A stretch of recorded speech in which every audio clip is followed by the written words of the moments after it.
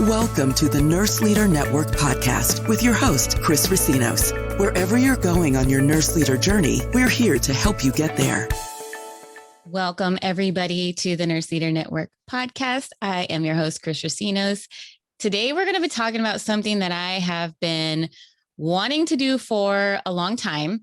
And I've had tons of people come up to me and ask me, Chris, how are you doing this? Like, how are you fitting this in? How are you doing this? And yes, it is writing a book. It is writing a book. I am in the process of writing a book. If you're following me on Instagram or LinkedIn, I am dropping little tidbits about the book. And I honestly could not have done it without the person that we are going to be meeting today. So I'd love to introduce to the audience, Azul Terronez, who is the CEO and founder of Authors Who Lead. Welcome, Azul. Thank you so much. Such a wonderful introduction. I'm so glad to be here.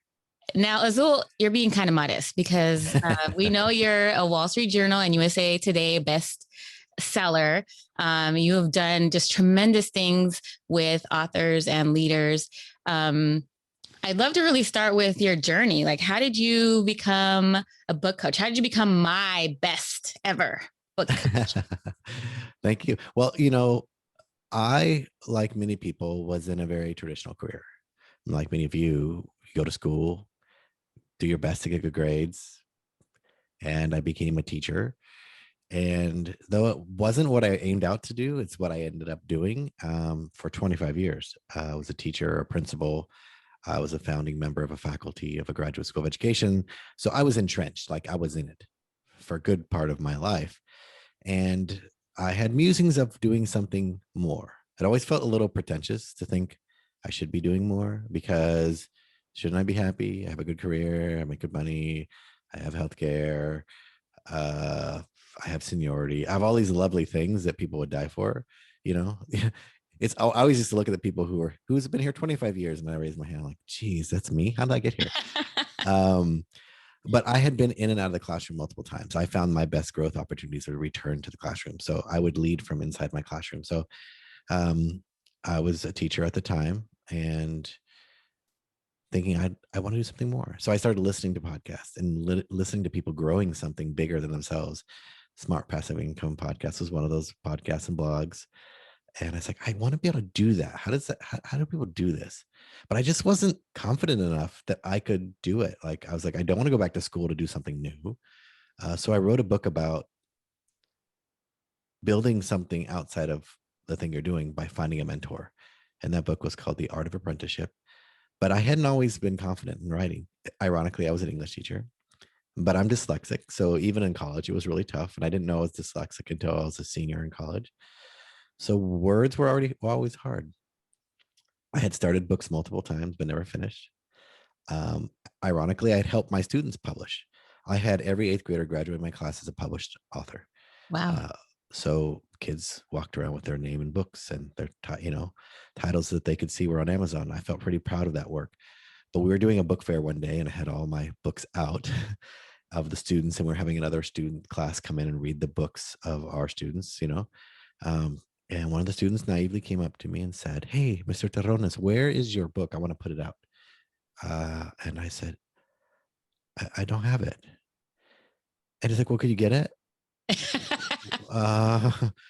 I thought for a moment, maybe I'll just lie and say, I forgot it. But the truth was, I just had been terrified to put myself out there.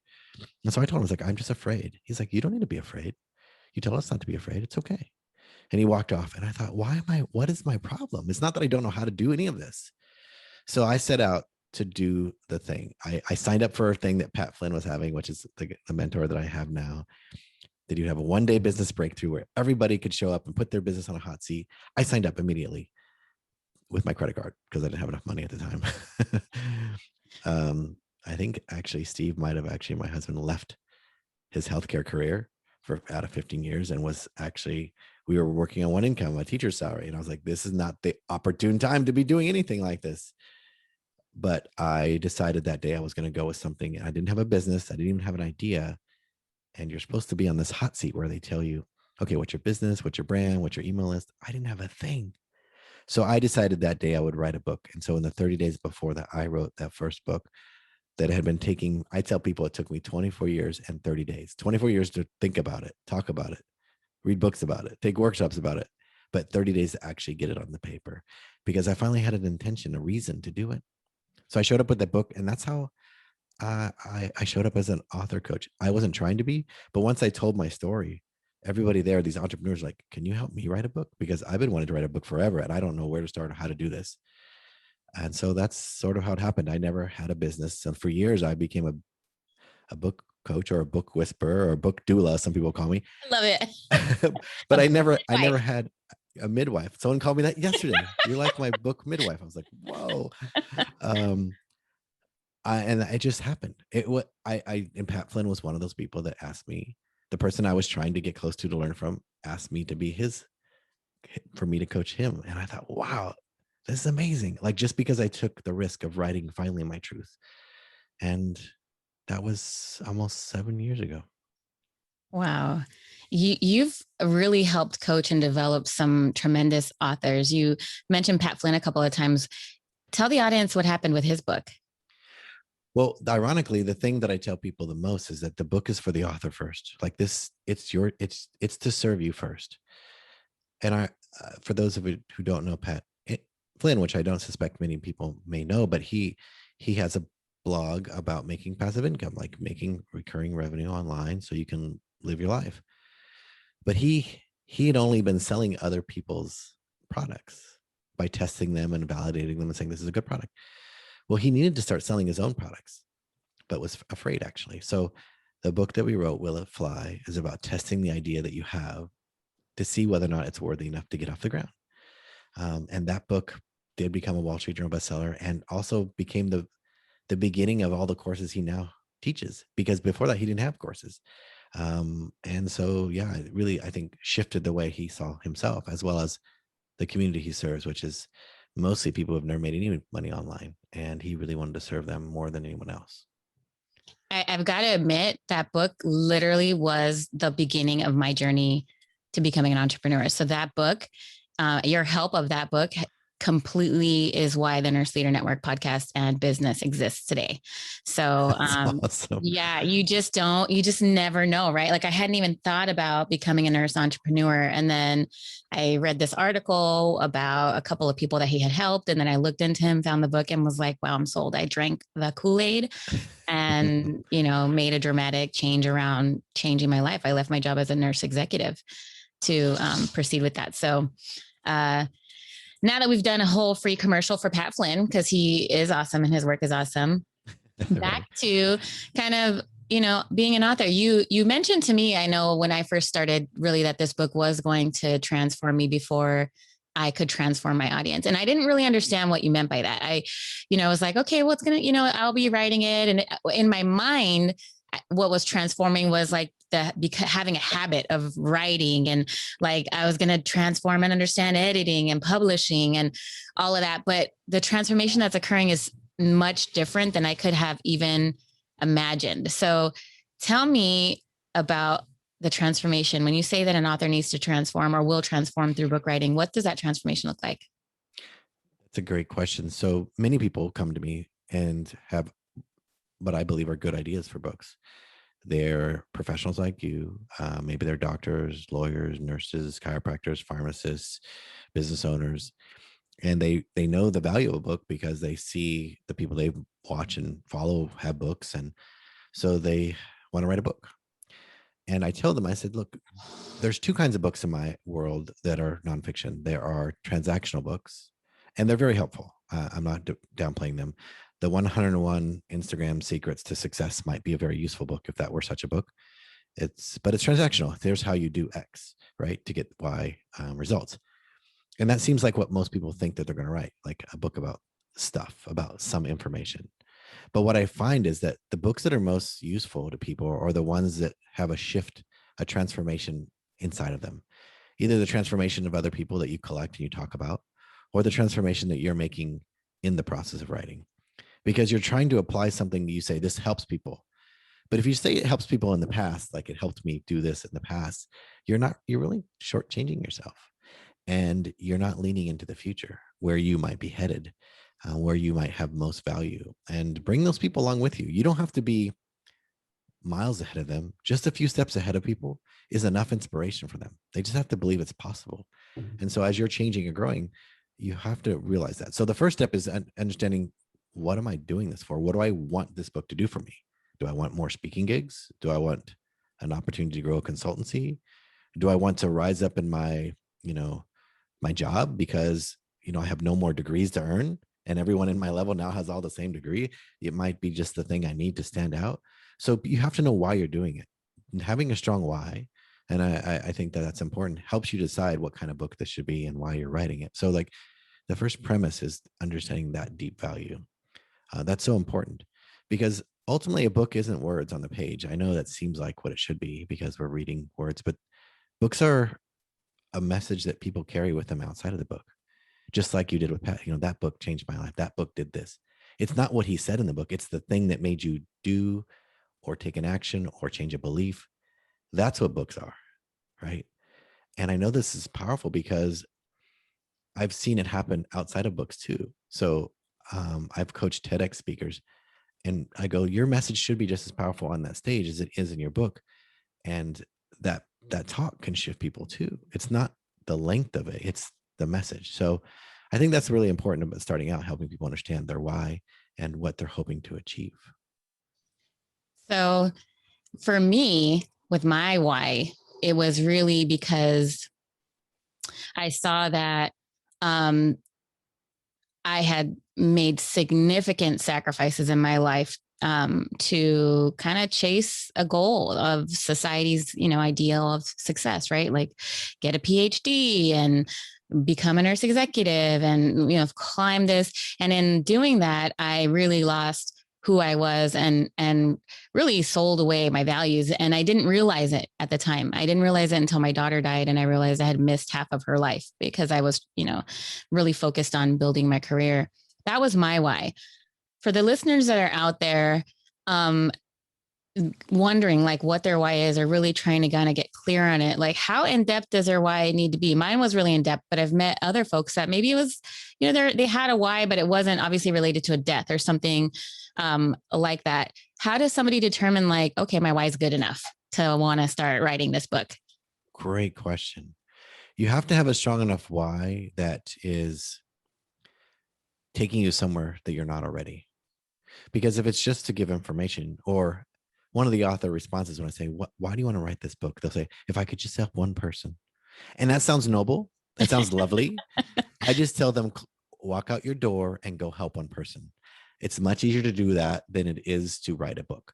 So if your goal is to help one person, do that. Don't go help one person, and don't spend your time writing a book. That's not a strong enough why.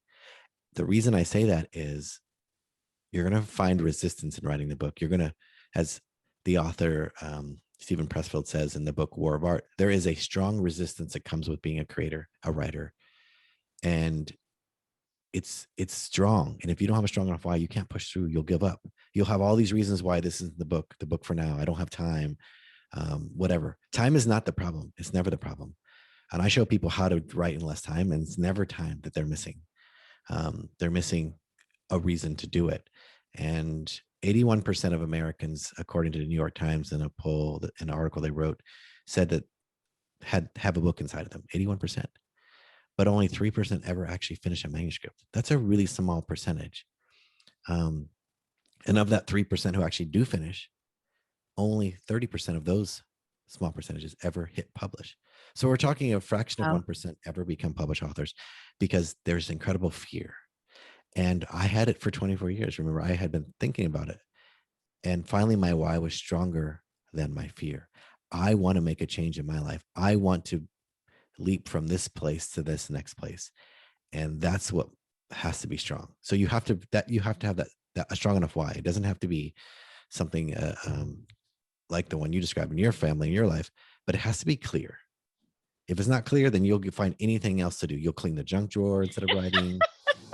You'll end up buffing the car. You'll actually go visit the in-laws. You'll do whatever it takes, but right. So why is more important than you actually think.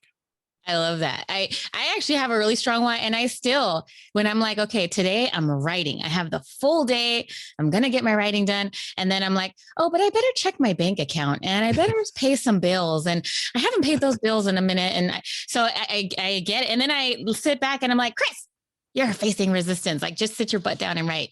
And it's funny because you just don't anticipate. You're like, especially like the way that you have helped coach me, like it is very organized. Like I know exactly what and when and how I should be writing, but I'm still like, well, you know, I'm going to wipe my desk off instead. Yeah. Yeah. And I think people misunderstand that because technically we've all been trained to be writers, right? We've been in school for X amount of years, especially if you're a nurse executive, you know how to write, you know, the technical things, one word after the other, structure. Well, if it were structure we needed to write, we would all be, there'd be bazillion books. But I find that the biggest problem isn't how, it's why. And so my job is to help remove the belief that they have to learn how. So part of the other resistance is we were trained to be editors, which means we spend our time thinking about the end result more than we think about the creation process. Editors are trained to say, is this good? Is it bad? And we're used to that. We turn in a paper to the TA or whatever, and they go, not so good, be fine. You know, we're waiting for the critique before we even write it. That's why we put off those papers. Even my thesis, the year and a half I took to research it, I probably could have done that in a month. I was just avoiding doing the writing more than anything else.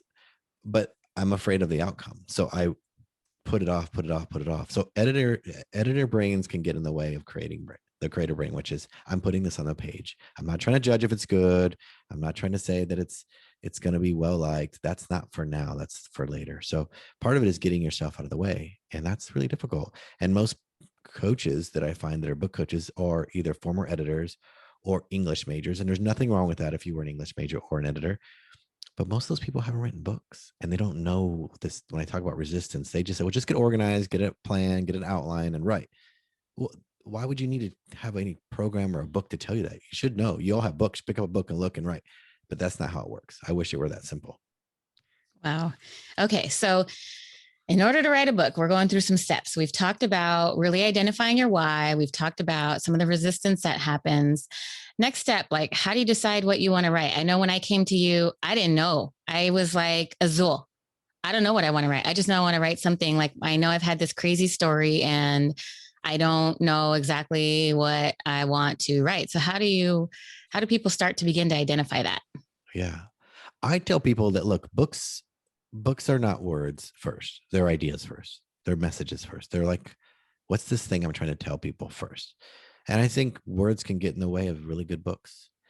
If you're like me, you probably bought books, you started reading going, this seems like word soup. I don't know where it's going or why I'm reading it. And I feel like it's just going in a circle. It's pontificating about something to sound smart, but I don't know what he or she's trying to tell me.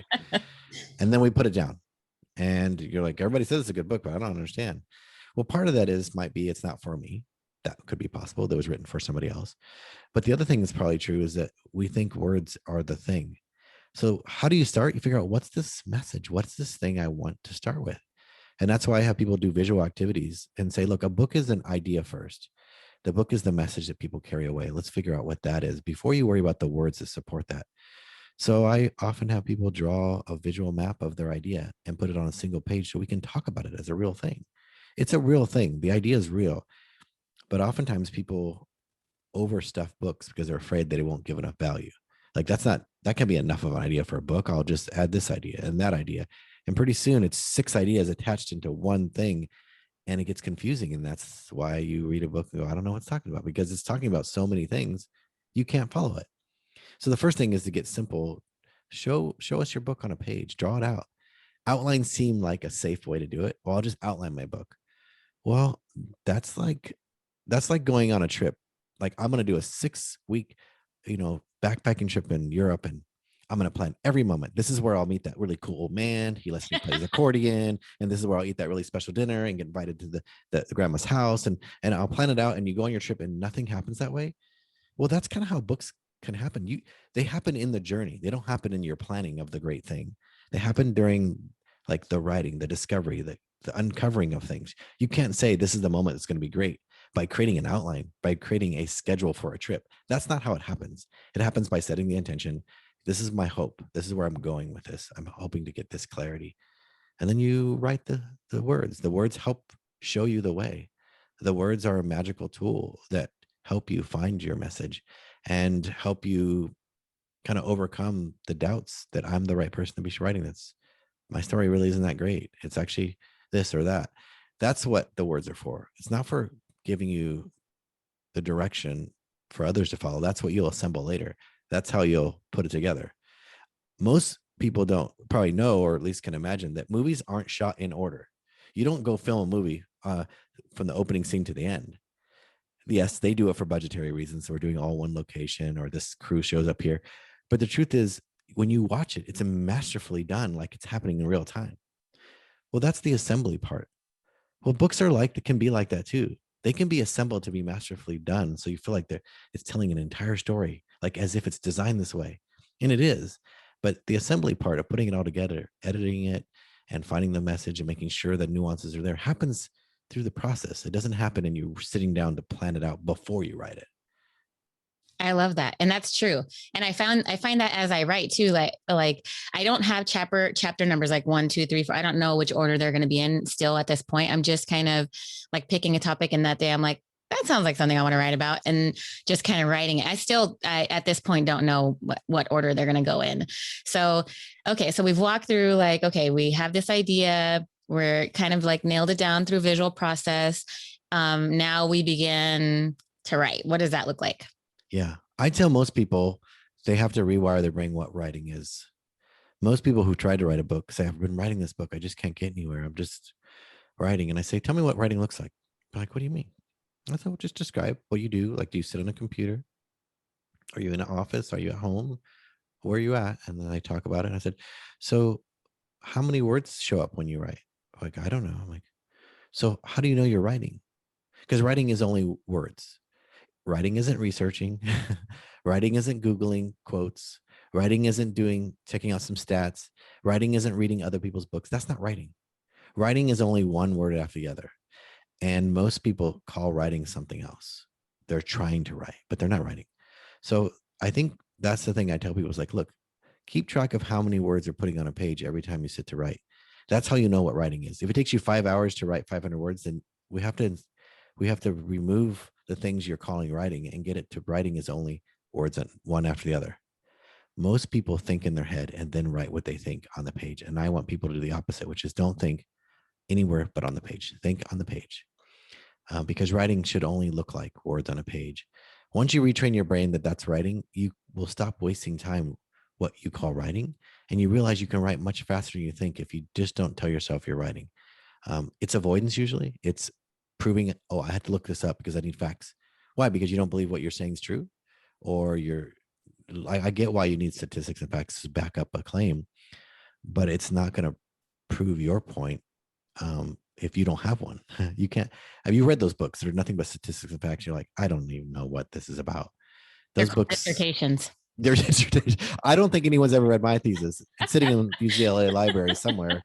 I've never read it since I wrote it. I haven't written mine. I haven't read mine since I wrote it either. It's so sad. Yeah. I don't even know if I'm kind of terrified to read it. But the thing about it is that kind of writing we thought was important. We were trained to write academically, but we don't read and consume academically. We're emotional beings. We need proof. We need evidence, but those proofs and evidence could be your own life, your own stories, the stories of others. Statistics and data can play a role, but I think most people use that as a way to avoid having something meaningful to say. So writing is one word after the other. It's better to write for 8 minutes a day every day than it is to write sporadically, call it writing 5 hours here and there and write very few words. Because if you wrote for 8 minutes a day, I write very slow. I probably write about 28 words in a minute. But if I wrote for 8 minutes a day at that pace, I would finish 2 books in a year if I wrote 8 minutes a day every day. Wow. Okay. For those of us who have no clue how many words go in a book, how many words typically are the average like for books? So if we're talking about writing 2 books, how many words is that? So I would say, depends on your genre. Like obviously fiction's different. Fiction has, different genres have different lengths, but most of us here for professionals, we're thinking of a nonfiction book. Those range can books can range from 45,000 to 75,000 words, as in in that range. So that's not a lot of words if you think about, if I'm doing 28 words in a minute and I'm writing for 8 minutes a day, or I'm writing for an hour a day, that's 1,600, 28 words or whatever it is, 1,682 words. If I write 60 minutes a day, that's 50,000 words in an hour a day in 30 days. That's how I figured out the math in my book. I was like, I could do this. I just have to get a word count. Like, I've been avoiding this forever. And I just did the math and say, if you do it like this, you'll finish this book. You don't need more time. So I was like, if I go to a cabin, I just need to take 2 weeks off. I'll write this book. I've almost never had that happen with a client who told me they were going to do that. They go away and they come back, well, I'm a little bit more confused. I'm like, see, you thought that would be the thing. I need time. I was like, time is a belief. So usually, people can achieve that. Now doesn't include the editing process or any of that, but getting a messy, ugly draft is the hardest first step. So I encourage people to get them done quickly. It's hard to work with, to say you're a potter, for example, throwing a pot on a potter's wheel. If you're just taking clay, you need, one little pellet at a time. You need a whole lump of clay. And then you can start to turn on the wheel and mold it. But without clay, there's not much to do. So like that lump of clay is that first messy draft. Then we can sculpt it into this beautiful thing. But most people will say, no, I'm going to wait for good clay first. And when the good clay comes, then I'm like, and they just keep collecting clay and they never finish anything. Oh my God, I feel like the clay collector.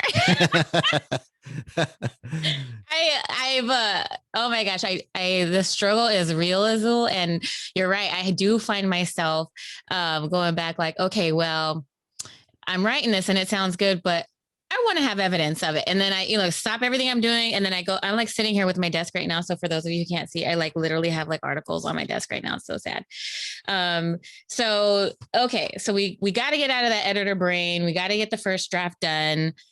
Now, let's say we've done this. We've done a 30-day writing sprint because we have this fantastic coach and we have our ugly piece of pottery. What are next steps? Well, the next step is you need to do a read through. So the lucky thing for me is, before I was a teacher, I worked in televisions. For those of you who sitcoms are sort of fading away these days, it seems, but I worked on sitcoms and, Growing Pains, Who's the Boss, Married with Children. And I would go in a little early on taping days just to watch them do the read through with the actors and the directors and the writers. And they sit and read the entire script through.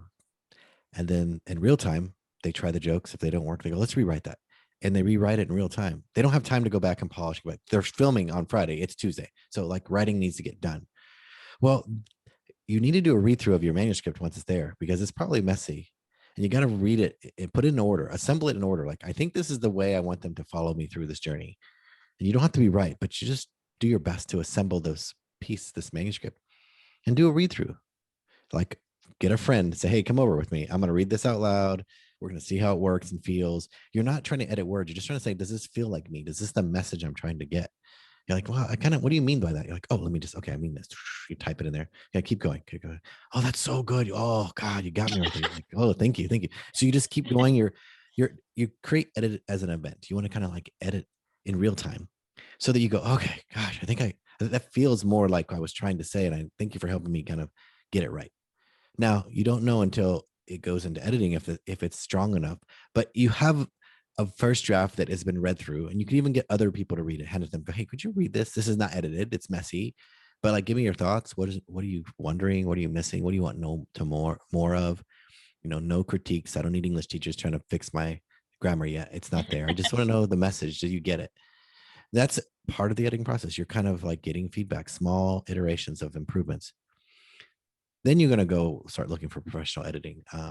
Those are the people that are going to help start to polish words. I say they're like Photoshop people for words. They're going to make you look real good at the end. But the poses are not right, then they're going to just clean it up, but they're not going to be able to help you with some things. So that's why those read throughs, those early readers help get the process kind of moving forward quickly. Steve and my sister-in-law and my mom were wonderful at helping me get the manuscript better early on, because it was kind of messy in the beginning. I was kind of like embarrassed to show anybody, like, ooh, this is like having someone clean your chonies. They're like, ooh, I don't know if I want to Only mom can see those. Nobody else can see that. Only husband and mom. That's how it felt. I felt like embarrassed. Like, this is messy, and I know it's messy, but I wanted people to like give me feedback. Like, I'd rather be messy in front of a few trusted people and then clean it up before it goes to the world. So that's kind of like the little steps you're making towards the manuscript improvements that you want to make. Okay. And so then we get it to the editors. There's a lot of different types of editors that I learned about. Mhm. Do you want to quickly like kind of touch on a couple of different types of editor? Because I had one editor for my dissertation, and it was literally like the person who was like, dot the T's, cross the I's, this is misspelled. Like, that was the only editor in my mind that I knew about. Yeah, I love that you said dot the T's and cross the I's, because that's exactly what I would say. Even the idea of it being editors, it's a team sport. I used to think that my first book, I made the biggest mistake thinking there's some that you just give it to an editor who's what you described. But really, there's a series of editors. The first step in editing is usually or can be a substantive or developmental editor. Their role is to look at the overall structure of the book. Is this book designed and meet the needs of the intended reader? If your intended reader is people who book people on stages for big events, does this deliver that for that person? If your reader is a certain age bracket or a certain group of people, does this deliver? If your reader is academics, maybe you do need more data. For the most part, our readers is the most important thing. We're thinking about that. So the developmental stages, does this work? Does this manuscript hold up? Do we try to put too much in here, or are we missing some key elements? That's the first editor. They're like developmental in nature. After that, you move quickly into sort of the different types of copy and line editing. Each of those copy and line editors' job is to do different things. First, at the chapter level, where they give you big notes on the chapter and structure. And then the second one gives you notes on paragraph by paragraph, line by line. Like, this needs to be better here, this word here. And each one, the closer you get towards the final draft, is editing closer and closer to the sentence level. And the proofreader job at the very end is to look for typos, mistakes in spacing, things like that. But I had no idea that these were all the roles that there were for editors. Line editors are not the same as copy editors, and I didn't know that. I didn't know their role was different. I thought, can't they just fix it all, please? Like, please, you said you're an editor. Edit. Yeah, fix this, please. And then I did that. I sent it to an editor, and then I put it out in the world. And then Steve went and read it. He's like, there's 100 different mistakes here. I was like, what? I thought editors fix everything. And he's like, I guess not. So it took me a while to learn that they're not all equal, and they have different roles. Even with all those editors that I told you about, it can happen where there'll be like a strange word, in a different country spelling weird because no one caught it or didn't know, or some typo occurred because there's human error. But for the most part, with all those editors, you have a much higher percentage rate of getting a manuscript with fewer potential errors, and if they are, they're really small and they can be fixed later on in addition. So editing is a team sport, and they use the direction set out by the original editor to keep it on track and polish the words. But if the first draft isn't good, you don't want to polish a turd, because a shiny turd is still a turd. So you want the early developmental edits to be like clarifying, get it really strong, like the message strong first. That it goes, God, this is so good. I want more of this. Let's do that. And it's sometimes painful, to be honest, to have honest feedback from editor. Go, I see where you're going with this, but it didn't meet the mark. You're going to have to change this, and this. And I'm like, oh. You're like, I thought it was done. Yeah. Here, you do it. They're like, I can't do this. You have to tell me why this is important, who this is, why this. Give me another story here. Like, okay. So there's a process. And if I told people that editing was just as hard as writing, they probably wouldn't start. But it is probably true, because now you're refining something that you finally put on the page.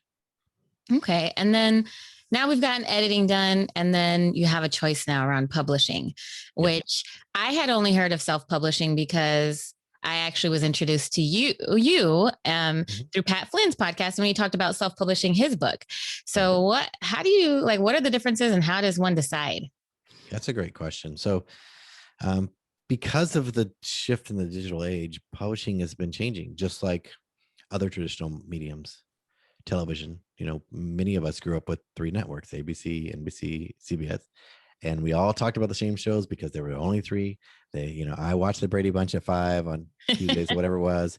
So, but since things have changed and you can have your own channel and your own things. That's happened in publishing too. So some of the things that have changed is that um, getting your book published and distributed on Amazon is actually very easy and inexpensive. And some, putting it on Amazon actually is free. They don't charge you to put your book there. So uh, self-publishing is shifting. There used to be a perception that self-publishing is not good, but the quality of book and the quality of the content is based on editing, design, the professional aspect. And so self-publishing is really when an author chooses to be their own publisher, where they're taking on the responsibility that a publisher normally would do, which is finding good editors, designers.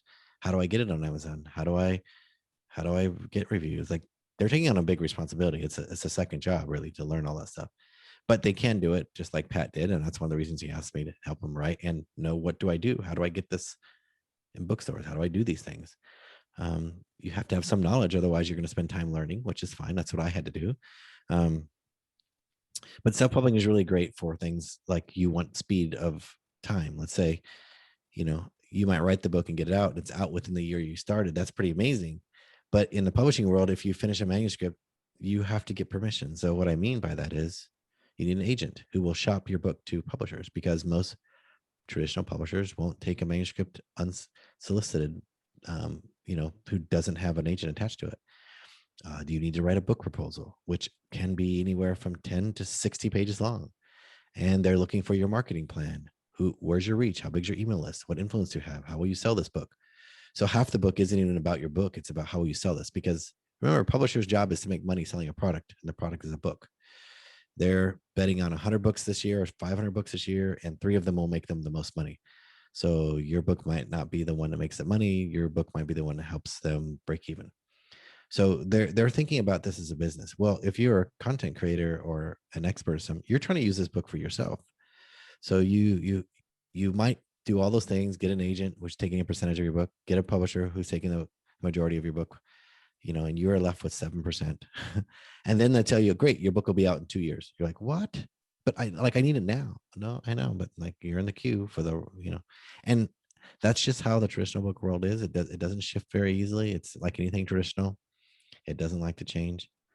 But self-publishing gives you the ease of change, and if you don't know how to do all these things, you can hire a company to do some on your behalf. Like, they can do all that work on your behalf. You could still be self-published, or find a small independent press that's willing to take a risk on you and maybe partner with you, where you put some money in and they put some of their marketing effort behind and they do all the work. So you start, there's middle grounds in all of this. So you don't have to go become a self-publisher to know about it. But as you know, doing something like even starting a podcast, you have to know how to do it and do it well, or you can easily get lost. Yeah.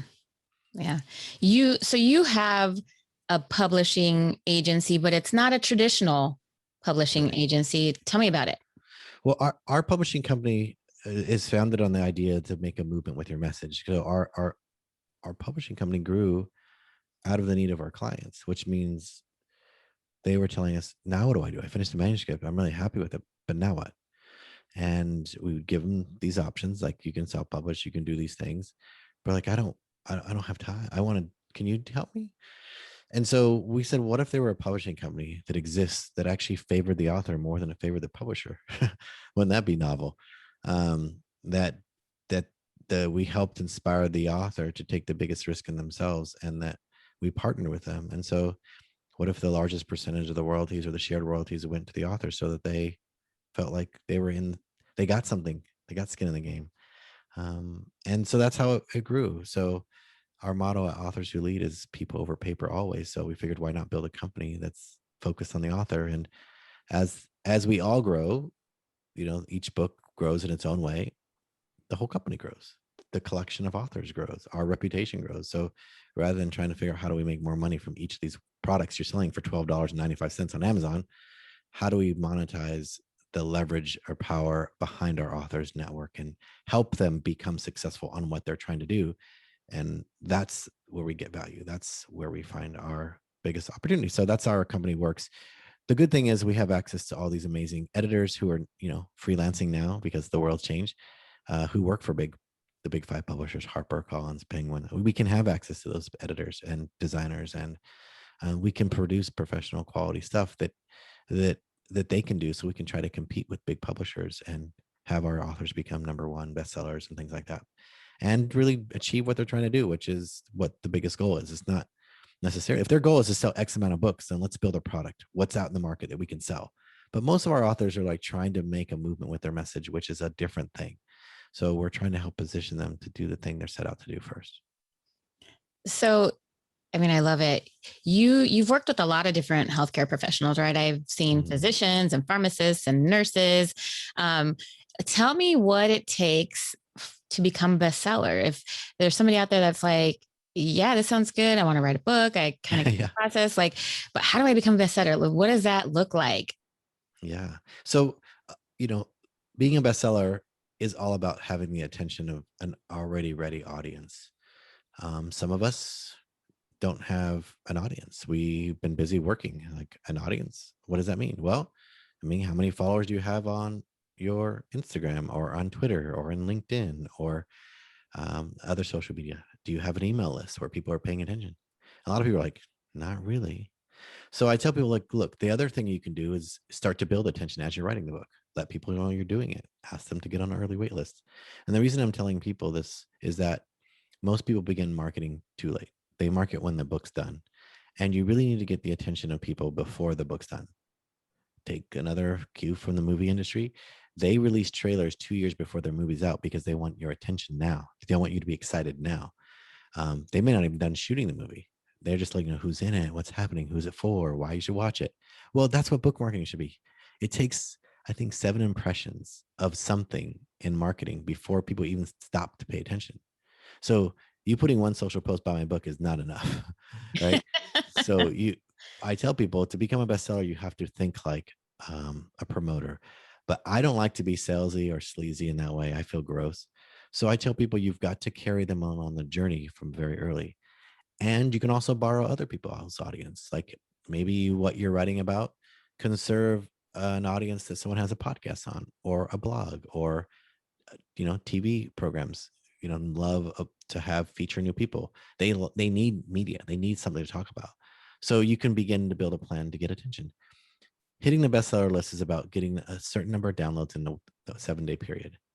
So just knowing that and planning the promotion around those 7 days is how you can market them. There's ways to borrow other people's audience and buy the audience. For example, there are book lists where people are part of that. On Tuesdays comes out a list of all the books that are on sale for 99 cents, and they just subscribe and buy 99 cents. They love to collect books or read. So you just buy into those lists and pay for a promotional period, and people download your book on that day. And if you do that 10 times, 50 times, 60 times with different audiences, pretty soon you have this whole influx of purchase of your book, and the book skyrockets to #1. That's one of the ways you can do it.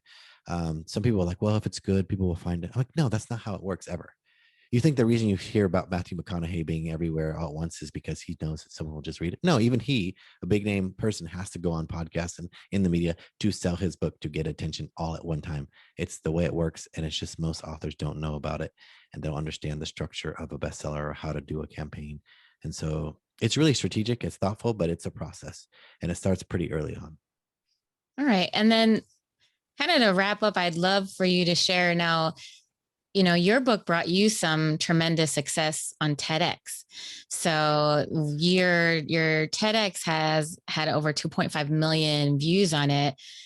For the future authors that are listening, what can writing a book do for your career? How did you become this really famous guy on?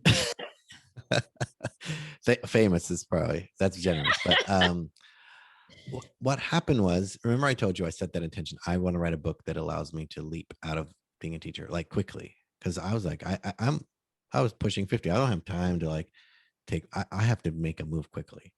Well, becoming a published author gives me a new level of credibility, and so people started to pay attention to me differently. Oh, you're an author, which is weird, because I felt like, oh, because there was like, you're a teacher, always did something. Oh, you're a university instructor. You're this, that. They have a certain level, but for some reason, being an author kind of changed people's minds about who I was. You became famous. I became famous, I guess. But what happened was, a friend who was also an author made an introduction to the TEDx organizer in Santo Domingo, Dominican Republic, and said, hey, I have this guy Azul. He has an interesting conversation he's having around education. He wrote a book, and why don't you talk with him? that introduction alone led to like a 40-minute chat with this amazing man in the Dominican Republic. And he said, I want you to come talk. Will you come do a TEDx? I was like, sure. And then hung up. I was like, what the heck am I going to talk about? Like, what am I going to say? I had been working on this book idea. I had been collecting this single question from students where I asked them what makes a good teacher great. I had collected it from inner city schools in LA, suburban schools in Texas, and elite schools abroad, asking the same question. And I collected 26,000 responses to this question. And so I had these wonders like, what does this mean? Why did they try to tell me? And I had written a book proposal for it because I thought I was going to go traditional and pitch it to an agent, because I had someone tell me, God, that would be a best-selling book. And you could talk to my agent. I was like, oh my God, that's a lot of pressure. So I got a book coach who helps with proposals, and I put it together, and he read it. I said, this is terrible. Honestly, it's not interesting. I was like, oh, devastated. And he said, no, but he goes, no, it's not all bad. He goes, this part where you talk about what kids say, like the quotes that they've given you, and you tell why it matters. This is interesting. I was like, do I really have it in me to rewrite this book? And so I said, you know what? I'm going to take this topic and do it as a book conversation on the TEDx day. Like, I'm going to just do a TEDx. And if it has merit, then maybe I'll finish this book. Because otherwise I feel like it's not, well, obviously people liked it. And so that TEDx talk is the foundation of my book that I'm writing now, that I've been working on for years, because it's my biggest point of resistance, mainly because I was trying to leave education, not get back into it. But now it's a passion project to help young teachers not give up, but to trust their instincts and to listen to kids.